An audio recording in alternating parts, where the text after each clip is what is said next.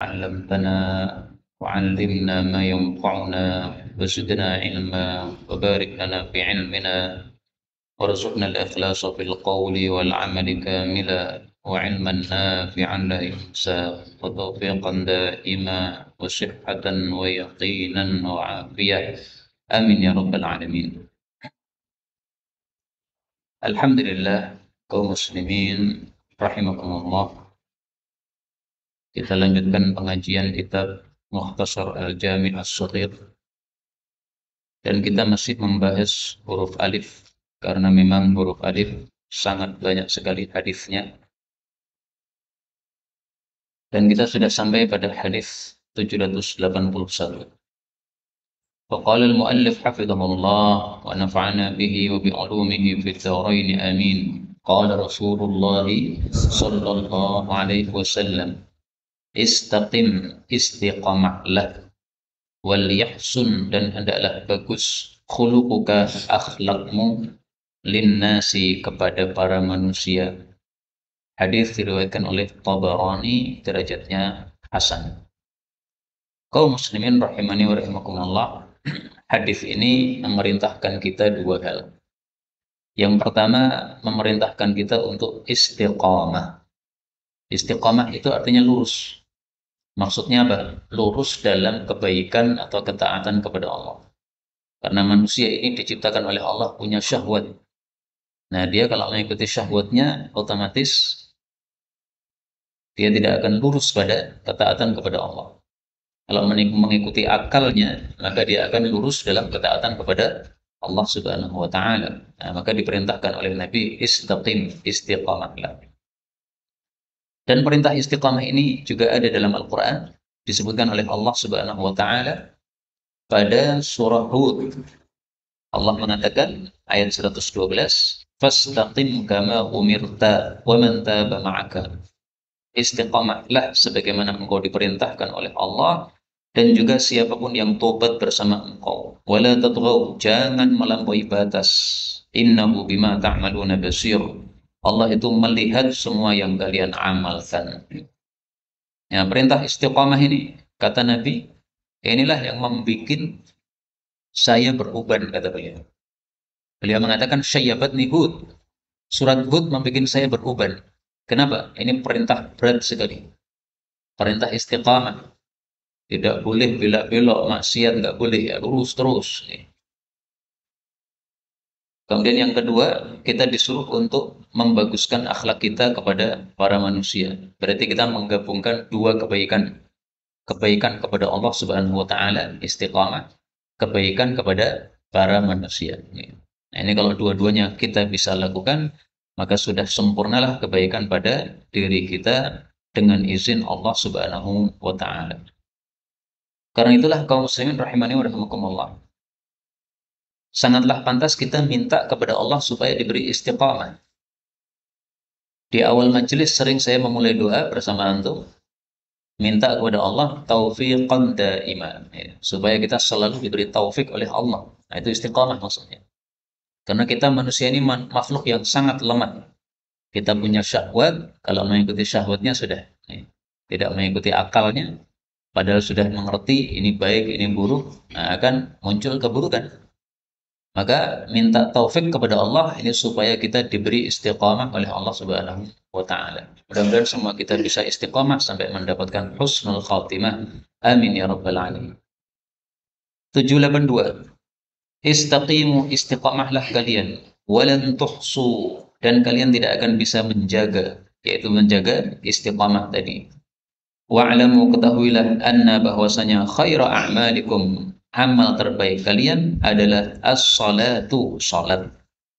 Wala yuhafidhu, dan tidaklah menjaga, alal wudu, terhadap wudu, illa mu'min, kecuali orang yang beriman. Hadis ini diriwayatkan oleh Ibnu Majah sahih. Hadis ini membahas tiga perkara. Pertama, perintah istiqamah, sama dengan hadis kedua. Tapi di sini Nabi mengatakan kalian tidak akan bisa menjaga. Artinya tanpa bantuan Allah kalian tidak akan bisa istiqamah. Jadi seolah-olah Nabi mengatakan istiqamahlah kalian dan mintalah bantuan kepada Allah. Kenapa? Gak dibantu oleh Allah, gak akan bisa. Lan tuhsu. Bahkan Rasul Shallallahu Alaihi Wasallam pun di dalam Al-Quran Allah mengatakan wasbir wa ma sabruka illa billah. Surat An-Nahl ayat 127. Sabarlah kamu wahai Muhammad dan kamu tidak akan sabar kecuali dengan pertolongan Allah. Nabi Muhammad saja perlu pertolongan Allah. Bagaimana dengan kita? Tidak mungkin bisa istiqamah tanpa ditolong oleh Allah Subhanahu wa taala. Maka minta terus-menerus kepada Allah. Yang kedua, hadis ini menunjukkan bahwa amal terbaik kita adalah salat. Dan ini dalilnya sangat banyak selain hadis ini. Dalil yang paling tegas atau yang paling jelas menurut saya wallahu alam. Untuk memberikan perintah salat, ini Allah langsung panggil Nabi Muhammad SAW untuk naik ke langit. Berjumpa dengan Allah, kemudian diberi wahyu apa? Salat. Amalan yang lain tidak perlu begitu. Cukup Allah kirim malaikat Jibril, dikasih perintah untuk puasa Ramadan, dikasih perintah untuk haji, dikasih perintah untuk zakat. Nggak perlu Nabi naik ke langit, tapi khusus salat ini perlu naik ke langit dulu. Nah, ini menunjukkan bahwa amal terbaik adalah salat. Karena itu dalam Islam disyariatkan memperbanyak salat sunnah. Yang kedua, yang ketiga, hadis ini menghasung kita untuk menjaga wudhu. Maksudnya menjaga wudhu adalah setiap kali kita batal wudhu, batal wudhu. Dan ini amalan yang berat dan tidak banyak yang bisa melakukan. Makanya Nabi mengatakan tidaklah menjaga wudhu kecuali orang yang betul-betul beriman, maksudnya imannya iman sempurna. Contohnya siapa yang bisa melakukan? Sahabat Bilal. Nabi bertanya, wahai Bilal, saya mendengar suara sandalmu di dalam surga. Dengan sebab apa engkau mendahului saya masuk surga? Maka Bilal mengatakan, ya Rasulullah, setiap kali selesai azan, saya salat 2 rakaat. Yang pertama. Setiap kali saya batal, saya wudhu. Ini yang kedua. Setelah saya wudhu, habis batal tadi, maka saya salat 2 rakaat. Ini yang ketiga. Ini 3 rahasia amalan Bilal. Setiap azan pasti apa? Salat. Azan kan terus menunggu imam kan? Nah, salat. Tapi tidak hanya itu. Setiap batal wudhu. Dan setelah wudhu pasti salat. Jadi salatnya Bilal ini sehari berapa rakaat? Wallahu a'lam. Yang batalnya ping 100 berarti apa? Salatnya nggih 100 ping loro. Berarti 200 rakaat. Subhanallah. Bilal radhiyallahu anhu. Ini termasuk yang disebutkan dalam hadis ini. Maka Bilal itu termasuk orang yang imannya sempurna. 783. Istaghfiru perbanyaklah minan ni'al sandal. Maksudnya dalam safar. Fa inna rajul karena sesungguhnya seseorang itu la yazalu raqiban tidak henti-hentinya berkendara madama selama munta'ilan bersandal. Hadis ini riwayat Imam Muslim. Maksud hadis ini adalah kalau kita safar hendaklah menyiapkan sandal yang banyak. Maka satu sandal kalau cepat kita bisa pakai sandal yang lain. Satu sandal cepat lagi pakai yang lain. Nah, ini mungkin cocok untuk kondisi zaman dulu, Pak. Karena safarnya pakai onta, harus berjalan kaki kadang-kadang. Karena ontanya mungkin lelah, nah, harus tuntun dulu. Nah, sehingga kalau sandalnya cepat, ya sudah, nggak bisa jalan dia. Maka disuruh memperbanyak membawa sandal pada saat safar. Itu maksudnya. Kenapa disuruh membawa sandal yang banyak? Karena kita masih bisa rokib, masih bisa berkendara, masih bisa melanjutkan perjalanan selama masih pakai sandal. Kalau sudah nggak pakai sandal, nggak bisa jalan lagi. Zaman dulu di padang pasir safarnya sangat panas, banyak mungkin duri-duri dan kotoran, nah, sehingga tidak bisa jalan tanpa sandal begitu. Kemudian masalah sandal, ini saya teringat hadis yang membicarakan tentang sandal Rasulullah Shallallahu Alaihi Wasallam. Karena adalah lina'lihi sandal Nabi memiliki qibalani 2 tali. Hadis riwayat Tirmidzi sahih. Jadi sandal Nabi tidak seperti sandal zaman sekarang. Rata-rata sandal zaman sekarang talinya cuma satu. Sandal jepit itu kan talinya satu aja. Nah kalau Nabi itu talinya 2. Ini seandainya ini adalah jari kaki, maka tali yang pertama dimasukkan antara jempol dengan jari sebelahnya. Setelah itu tali yang kedua dimasukkan antara jari tengah dengan sebelahnya. Nah, berarti talinya itu apa? Memegang atau di tengahnya tali ini adalah memegang dua jari. Nah, inilah sandal baginda Rasulullah Sallallahu Alaihi Wasallam. Dan ketika Rasulullah wafat, Abu Bakar sandalnya juga begitu, dua tali. Ketika Abu Bakar wafat, Sayyidina Umar sandalnya juga dua tali. Yang pertama memakai sandal satu tali itu adalah Sayyidina Utsman radhiyallahu anhu. Makanya Imam Bukhari dalam kitab Sahih mengatakan bab sandalnya Nabi memiliki dua tali. Dan orang yang berpendapat bahwa sandal satu tali tidak masalah. Memang tidak masalah. Karena Nabi tidak pernah mewajibkan buatlah sandalmu dua tali, tidak pernah. Nah, maka satu tali tidak ada masalah. Tapi siapa yang cinta Nabi, kemudian pengen punya sandal seperti sandal Nabi, buat sandal yang ada dua talinya, kemudian dua jari itunya dimasukkan pada talinya tadi. Nah, ini insya Allah berpahala dengan sebab cintanya kepada Rasulullah Sallallahu Alaihi Wasallam. Sebenarnya tadi sudah saya siapkan sandal Nabi, ya, karena saya di rumah punya sandal Nabi. Cuman tadi lupa untuk membawanya, sehingga masih nangkring di tempatnya. Tapi gambarannya seperti itu. Kata guru saya, Ustadz Sufyan Nur, setelah beliau mempelajari tentang ciri-ciri sandal Nabi, maka kesimpulannya adalah sandal Nabi itu ujungnya agak lancip begini. Ini supaya menjaga jari-jari supaya tidak tersandung apapun juga. Kemudian bagian tengahnya sandal itu agak ramping begini, supaya ngirit. Kemudian bagian belakangnya ini ada penjaga atau tali untuk apa namanya, untuk tumitnya, sehingga tidak akan terkena sesuatu yang mengganggu. Nah, ini ciri-ciri sandal Rasulullah Shallallahu Alaihi Wasallam. Pertama adalah mulassanah, depannya itu berlidah, jadi agak menjorok begitu. Kemudian mukhassafah, bagian ramping tengahnya. Kemudian mu'aqqabah, bagian belakangnya ada penjaga untuk tumitnya. Demikian sandal baginda Rasul Sallallahu Alaihi Wasallam. Dan kata beliau bahwa sandal Nabi setelah beliau pakai beberapa lama, itu ternyata ada beberapa sakit beliau yang kemudian lenyap. Kalau nggak salah waktu itu yang disebutkan apakah pusing ataukah apa gitu. Nah, jadi pusing yang biasanya beliau alami itu dengan memakai sandal Nabi tadi sudah hilang pusingnya. Karena dua jarinya tadi apa? Diikat dengan tali tersebut. Nah, mungkin ini ada pengaruhnya terhadap kesehatan, wallahu a'lam bishawab. 784. Istamti'u ber atau gunakanlah, ya. Istamti'u, gunakanlah atau bersenang-senanglah min hadzal bait, dari Ka'bah ini. Bait rumah maksudnya Ka'bah. Fa innahu, karena sesungguhnya dia qad hudima, telah dihancurkan marratain, dua kali. Wa yurfa'u, dan akan diangkat fis tsalitsah, pada kali yang ketiga. Hadis riwayat Tabarani sahih. Maksud hadis ini adalah selama masih ada Ka'bah, maka istamti'u, gunakanlah untuk haji, untuk umroh, ya gunakanlah sebaik-baiknya. Jangan disia-siakan.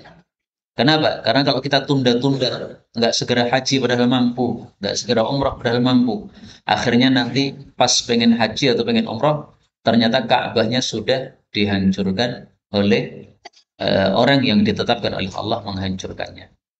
Nah, di sini disebutkan Ka'bah sudah hancur dua kali. Kapan ini? Pertama, dalam kasusnya Nabi Nuh alaihissalatu wassalam. Karena pada waktu Nabi Nuh dikirim banjir, itu banjirnya menurut pendapat yang rajih adalah banjir itu memenuhi seluruh bumi. Bulat ini, bumi semuanya kena banjir. Termasuk Weru ini kena banjir. Pada zaman siapa? Nabi Nuh alaihissalatu wassalam. Nah, maka dengan sebab itu Ka'bah pun ikut hancur karena terendam air bah. Yang kedua, kemudian Ka'bah dibangun oleh Nabi Ibrahim. Kemudian kehancuran yang kedua adalah ketika ada air bah di masa orang-orang Quraisy. Maka akhirnya Ka'bah ini hancur. Maka oleh orang-orang Quraisy dibangun lagi. Tapi karena duit mereka kurang, akhirnya bangunannya yang semestinya itu agak lonjong begini, agak panjang begini, menjadi kubus seperti yang kita lihat. Itu gara-gara duit mereka untuk membangun kurang. Nah, itulah yang dimaksud hutima marratain. Dua kali dihancurkan, yaitu gara-gara air bah yang sangat besar. Adapun yang ketiga diangkat, ini maksudnya akan dihancurkan oleh orang Habasyah. Orang Habasyah yang kafir, yang disebutkan oleh Nabi sebagai Dzussuwaiqataini. Rasul mengatakan, yukharribul Ka'bah, akan menghancurkan Ka'bah. Dzussuwaiqataini, orang yang memiliki dua betis yang kecil, minal Habasyah, dari orang-orang Habasyah, orang Ethiopia, orang kafir. Hadis muttafaqun alaih. Nah, ini kejadiannya berarti nanti menjelang akhir zaman, menjelang hari kiamat. Itulah yang dimaksud wa yurfa'u fis tsalitsah. Kenapa disebut yurfa', diangkat? Ya, karena sampai pondasi-pondasinya juga dihancurkan, diangkat oleh si kafir ini. 785. Istangsiru, istingsarlah kalian marratain, dua kali, balighatain, dengan dahsyat, au thalathan, atau tiga kali. Hadis riwayat Abu Daud sahih. Hadis ini menunjukkan disyariatkannya istighfar pada saat wudhu. Apa hukumnya istighfar? Diperselisihkan oleh para ulama. Sebagian mereka mengatakan sunnah. Kenapa sunnah? Karena tidak disebutkan dalam ayat tentang wudhu pada surat Al-Maidah ayat 5. Ya ayyuhalladzina amanu idza qumtum ila sholati faghsilu, dan seterusnya. Tidak ada perintah istighfar, enggak ada. Berarti tidak wajib. Pendapat sebagian kecil ulama mengatakan bahwa istighfar wajib. Kenapa? Karena dalam ayat wudhu Allah mengatakan faghsilu wujuhakum, basuhlah wajah. Nah, istighfar itu memasukkan air ke dalam hidung, kemudian mengeluarkannya. Ini sudah termasuk wajah ini, hidung ini. Sehingga sudah tercakup pada kalimat perintah basuhlah wajah. Nah, maka ringkasnya kalau kita mengikuti pendapat yang pertama, kita wudhu tanpa istighfar sah. Wudhu tanpa berkumur-kumur sah. Kenapa? Itu hanya sunnah. Yang wajib hanyalah membasuh wajah, membasuh tangan, membasuh kaki, dan mengusap kepala. Tapi paling bagusnya, meskipun itu hanya sunnah, jangan ditinggalkan istighfar. Kenapa? Karena Rasulullah tidak pernah meninggalkan istighfar. Kemudian definisi istighfar apa? Diperselisihkan juga oleh para ulama. Menurut mayoritas para ulama, istighfar itu mengeluarkan air yang sudah kita masukkan ke hidung. Adapun memasukkannya, namanya bukan istighfar. Namanya apa? Istinsyaq. Tapi kata Imam Khattabi tidak. Istighfar itu adalah memasukkan ke dalam lubang hidung kita, kemudian mengeluarkan. Nah, dua proses ini, memasukkan kemudian mengeluarkan, itu disebut apa? Istighfar. Dan tampaknya penjelasan Imam Khattabi ini masuk akal, karena di sini Nabi mengatakan balighatain, yang dahsyat. Kalau hanya mengeluarkan saja, dahsyat, itu nggak begitu penting. Yang penting adalah apa? Menghirupnya. Ini menghirupnya perlu dahsyat. Kenapa? Supaya kotoran-kotoran dalam hidung kita terkena. Karena kalau kita menghirupnya dahsyat, berarti air masuknya agak dalam. Nah, maka kotoran-kotoran semuanya kena. Nah, maka kata-kata balighatain ini, wallahu a'lam bishawab, ini tampaknya menguatkan pendapat Imam Khattabi bahwa istighfar itu gabungan antara istinsyak, memasukkan air, dan istighfar, mengeluarkan air. Kemudian sunnahnya istinsyak itu pakai jari apa, telapak tangan kanan. Sunnahnya istighfar pakai telapak tangan kiri. Hadis 786. Astaudillah, aku titipkan kepada Allah dinaka, agamamu, wa amanataka, dan amanahmu, wa khawati ma'amalika, dan penutup-penutup amal. Hadis riwayat Abu Dawud sahih. Kaum muslimin rahimakumullah, hadis ini merupakan wirid atau doa yang diucapkan oleh orang yang akan ditinggalkan keluarganya untuk safar. Misalnya saya mau safar. Nah, kemudian saya bilang kepada istri saya mau berangkat ini. Nah, maka disunahkan istri saya untuk mengucapkan astaudillah dinaka wa amanataka wa khawati ma'amalika. Jadi ini ucapan keluarga musafir kepada orang yang akan safar. Ucapan kita kepada teman kita yang akan safar. Maka ini doa bagus juga kalau kita hafalkan. Karena safar itu ya seringkali terjadi. Dan teman kita seringkali atau keluarga kita seringkali pamitan. Nah, maka ketika dia pamitan kita ucapkan kalimat ini.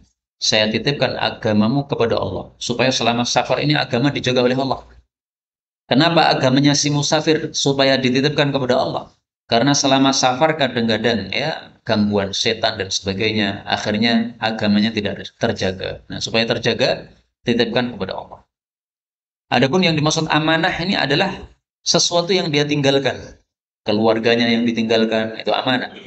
Demikian juga hartanya yang dia tinggalkan, itu juga amanah. Nah, bisa jadi seseorang safar, apa yang ditinggalkan ini jadi hilang atau dicuri orang. Nah, supaya tidak terjadi begitu, maka dikatakan astaghfirullah. Saya titipkan kepada Allah Subhanahu wa taala. Selain doa ini untuk musafir, ada doa yang lain yang diajarkan oleh Rasulullah sallallahu alaihi wasallam, yaitu zawwadaqallahu taqwa wa ghafara dzambaka wa yassara lakal khaira haitsu ma kunta. Semoga Allah membekali engkau dengan takwa, mengampuni dosa-dosamu, dan memudahkan engkau kebaikan dimanapun engkau berada. Ini hadis riwayat Tirmidzi. Nah, maka kepada orang yang akan safar kita ucapkan dua kalimat tadi. Dan ini kebetulan saudara kita Pak Sukiman mau safar haji insya Allah hari Sabtu tanggal 18. Nah, maka kita doakan. Zawwadaqallahu taqwa wa ghafara dzambaka wa yassara lakal khaira haitsu ma kunta. Mudah-mudahan Anda diberi bekal oleh Allah dengan takwa, diampuni dosa Anda, dan dimudahkan oleh Allah kebaikan dimanapun Anda berada. Amin ya rabbal alamin. Mudah-mudahan mendapatkan haji yang mabrur, dan mudah-mudahan semua kita diberi oleh Allah kesempatan haji mabrur. Amin ya rabbal alamin. Ini sebenarnya kalau Nabi mendoakannya sebelum orangnya berangkat. Jadi orangnya berpamitan, nah pas pamitan itu didoakan oleh Nabi. Nah, tapi karena kita ketemu beliau ya hari ini, ya udah kita doakan sekarang aja nih. Sabtu nanti mungkin berangkat lagi Sabtu gitu. Insya Allah Sabtu ini. Baik, sekarang untuk musafirnya, apa yang dia ucapkan kepada keluarga yang dia tinggalkan? Nah, jawabannya hadis berikutnya, 787. Astaudi'ukallah, aku titipkan kamu kepada Allah. Alladzi zat yang la tadhi'u, tidak akan sia-sia, wada'i'uhu, titipan-titipannya. Hadis riwayat Ibnu Majah sahih. Ini hadis dibaca oleh orang yang safar. Jadi kalau orang Indonesia mengatakan saya berpamitan. Nah, kalau Nabi mengajarkan astaudi'ukallah alladzi la tadhi' wada'i'uhu. Ini karena doanya pendek bisa dihafalkan, Pak. Sehingga kalau mau safar ya ngomongnya seperti ini. Astaudi'ukallah alladzi la tadhi'u wada'i'uhu. Coba ditirukan gitu. Astaudi'ukallah alladzi la tadhi'u wada'i'uhu. Dibaca lagi bersama. Astaudi'ukallah alladzi la tadhi'u wada'i'uhu. Sekali lagi. Astaudi'ukallah alladzi la tadhi'u wada'i'uhu. Jadi keluarga yang kita tinggalkan juga kita titipkan kepada Allah. Kenapa? Kalau keluarga ini kita titipkan kepada Allah, Allah tidak akan menyia-nyiakan titipannya. Pasti akan dijaga oleh Allah Subhanahu wa taala. Maka si musafir tenang karena sudah dititipkan kepada Allah. Dan yang ditinggalkan juga tenang. Kenapa? Sudah dititipkan kepada Allah Subhanahu wa taala. Sama-sama enak. 788. Istausu, mintalah wasiat fil ansar, terhadap orang-orang ansar, khairan, untuk berbuat baik. Hadis riwayat Imam Ahmad sahih. Maksud hadis ini adalah mintalah wasiat kepada sesama muslim, wasiat yang isinya untuk berbuat baik kepada orang-orang ansar. Jadi misalnya seseorang punya masalah dengan orang ansar. Orang ansar adalah pembela-pembela Rasulullah sallallahu alaihi wasallam. Nah, jangan dilanjutkan permasalahannya kepada orang ansar itu. Permusuhannya kepada orang ansar jangan dilanjutkan. Adalah kita minta wasiat atau minta nasihat kepada orang yang alim, untuk menasihati kita supaya kita bisa baik kepada orang-orang Ansor. Itu maksudnya. Boleh juga istausu ini maksudnya terimalah wasiat saya. Jadi Nabi memberikan wasiat kepada para sahabat, jangan sekali-kali berbuat jelek kepada orang-orang Ansor. Kenapa? Orang-orang Ansor ini adalah orang-orang yang membela dakwah Rasulullah Sallallahu Alaihi Wasallam. Di Mekah Nabi 10 tahun dakwah. Tepatnya 13 tahun. Tapi disebutkan dalam riwayat 10 tahun. 13 tahun dakwah di Mekah. Tidak ada yang menerima beliau. Kecuali segelintir orang sedikit. Akhirnya beliau terpaksa untuk hijrah ke Madinah. Nah, di Madinah inilah dibantu oleh orang-orang Ansar. Akhirnya Islamnya jaya sehingga tersebar kemana-mana. Maka Islam jaya sampai Indonesia, tersebar sampai Indonesia, ini adalah dari jasanya orang-orang Ansar. Andaikan Allah tidak memberikan takdir orang-orang Ansar membela Nabi Muhammad SAW, belum tentu itu dakwah Islam sampai ke Indonesia. Nah, maka orang Ansar ini jasanya besar. Nabi memberikan kita perintah untuk menerima wasiat beliau supaya kita berbuat baik kepada mereka. Bahkan dalam hadis yang lain Nabi mengatakan, hubbul ansar minal iman. Hubbul ansar ayatul iman. Mencintai orang-orang ansar tanda iman kepada Allah. Wa bughdul ansar ayatul munafik. Benci kepada orang-orang ansar adalah tanda orang munafik. Hadis riwayat Nasa'i sahih. Kenapa? Karena orang ansar adalah pembela dakwah Rasul sallallahu alaihi wasallam. Karena itu hukum ini berlaku juga untuk setiap pembela dakwah Nabi. Para ulama yang membela dakwah Nabi sallallahu alaihi wasallam, siapapun membenci mereka berarti tanda munafik. Siapapun mencintai mereka berarti tanda iman kepada Allah Subhanahu wa taala. 789 istausu sama dengan dia.